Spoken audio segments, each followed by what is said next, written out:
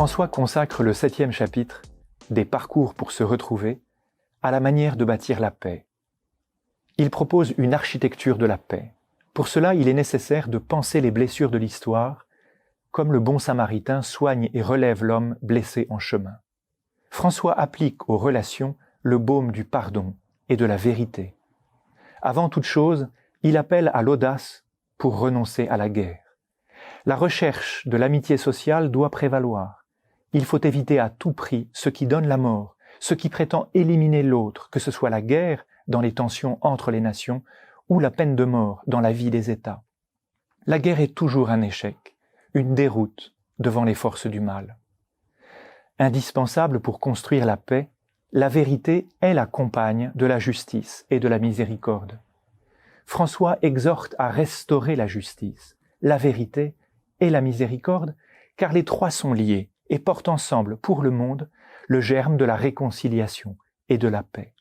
En regardant Jésus comme le modèle indépassable de non-violence, supportant le conflit avec et dans l'amour, il exhorte à fuir toute vengeance, à résister à la défense de l'intérêt seulement particulier.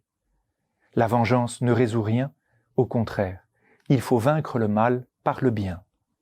Le pardon n'implique pas l'oubli, il porte la mémoire et agit contre l'oubli.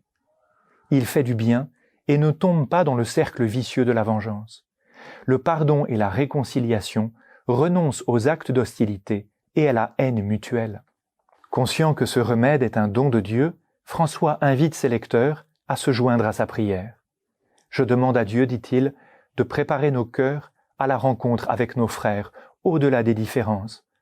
Différences d'idées, de langue, de culture, de religion.